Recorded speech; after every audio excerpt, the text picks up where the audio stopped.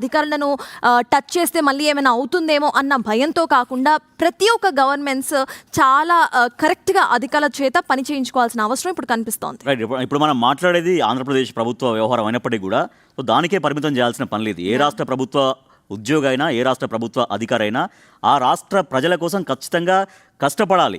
ముఖ్యమంత్రి కానీ, మంత్రులు కానీ, స్థానిక ఎమ్మెల్యేలు కానీ నిజంగా జెన్యూన్ ఇష్యూ ఒకటి ఏమైనా చెప్పినప్పుడు దాన్ని ఖచ్చితంగా గ్రౌండ్ చేయాలి. ప్రజల కోసం ఎస్ ఈ అధికారి మా కోసం పనిచేస్తాడు అన్నటువంటి నమ్మకాన్ని కలిగించాలి. అట్లా నమ్మకాన్ని కలిగించేటువంటి అధికారులు తెలంగాణలో ఉన్నారు, ఆంధ్రప్రదేశ్లో ఉన్నారు. నాకు తెలిసినటువంటి నా స్నేహితులు కూడా చాలామంది రెవెన్యూ డిపార్ట్మెంట్లో ఉన్నారు, పోలీస్ డిపార్ట్మెంట్లో ఉన్నారు. అలాగని ఎవ్వరూ అంటే అందరూ అవినీతి పరులను చెప్పట్లేను.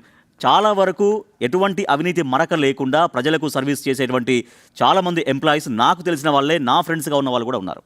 ఎస్, ఇక్కడ పార్టీలకు అతీతంగానే మాట్లాడతాం. ఎందుకంటే అవినీతి వల్ల ఎవరొక్కరో కాదు, ప్రతి ఒక్కరు బాధపడుతున్న వాళ్ళు, మనకు తెలిసిన వాళ్ళు, తెలియని వాళ్ళు. ఇప్పుడు మనం కాకపోయినా రేపన్నాడు మనము కూడా దీనికి బలైపోతూ ఉంటాం.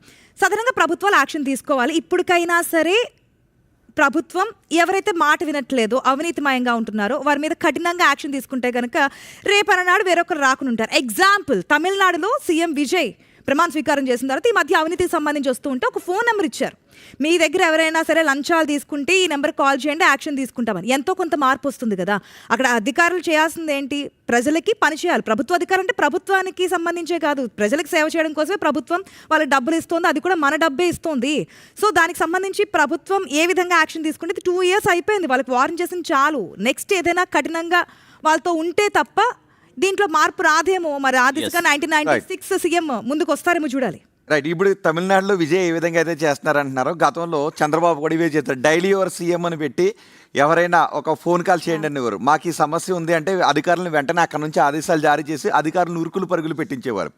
సో ఇక్కడ ప్రభుత్వాలు ఏం చేస్తాయంటే లంచగొండ అధికారులను ఉపేక్షించవు, కానీ అలాగని చెప్పి ఉద్యోగులతో పెట్టుకుంటాయంటే ఉద్యోగులతోనూ పెట్టుకో. ఎలాంటి విషయాల్లో అంటే వాళ్ళకి బెనిఫిట్స్ విషయంలో కానీ మిగిలిన విషయాల్లో. కానీ లంచగొండి అధికారులను ప్రభుత్వాలు చూస్తూ వెళ్ళిపోతాయి, పట్టించుకోకుండా వెళ్ళిపోతాయని అనుకోలేం. అధికారులు కూడా, మిగిలిన అధికారులు కూడా దాన్ని ప్రోత్సహించారు. లంచగొండ అధికారులపై చర్యలు తీసుకుంటే, ఏసీబీ దాడులు చేస్తే అధికారులు ప్రభుత్వానికి ఎగెనెస్ట్గా మారిపోతారని నేనైతే అనుకోవట్లేదు. సో ఇక్కడ ఎమ్మెల్యేలు కూడా ఏమంటారంటే, లోకల్గా ఉన్న ఎమ్మెల్యేలు పోలీసులనో ఎంఆర్ఓలనో మా వాళ్ళు వచ్చారు, ఈ పని ఇలా చేయండి, ఆ పని అలా చేయండి అంటారు. దానికి ఆ లోకల్లో ఉన్న సిఐఓ ఎస్ఐలో విన్నప్పుడు ఈ రకమైన ఆరోపణలు చేస్తుంటుంటారు. సో ఏ రకమైన పనులకు అధికారులు మాటలు వినడం లేదు అన్నది కూడా స్పష్టంగా నిర్దిష్టంగా కేసెస్తో చెబితే బాగుంటుంది.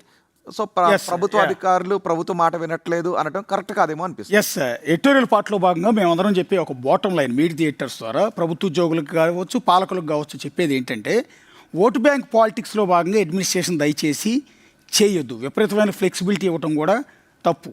రెండోది ప్రభుత్వ సిబ్బంది కూడా, మీరు లేకపోతే ప్రభుత్వమే లేదు, మీరు సర్వీస్ చేయకపోతే ప్రజలకి ఏ స్కీములు అందవు.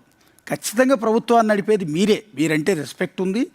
అది ఇక్కడ మేము డిస్కస్ చేసేదంతా కూడా ఎవరైతే కోఆపరేట్ చేయటం లేదో, ఎవరైతే ఇబ్బంది పెడుతున్నారో, ఎవరైతే ప్రజలకు సహకరించట్లేదో, ప్రభుత్వ సంక్షేమ పథకాలు అందించడానికి కూడా లంచాలు తీసుకుని ఆ కొంతమంది గురించే మేము డిస్కస్ చేస్తున్నాం. అలాగే అనేక ఉద్యోగ సంఘాలు ఉన్నాయి, రెవెన్యూ ఉద్యోగుల సంఘం అని, అలాగే ఎలక్ట్రికల్ సిబ్బందికి సంబంధించిన సంఘం అని, సెక్రటేరియట్ ఉద్యోగుల సంఘం అని, ఇట్లా అనేక రకాల సంఘాలు ఉన్నాయి.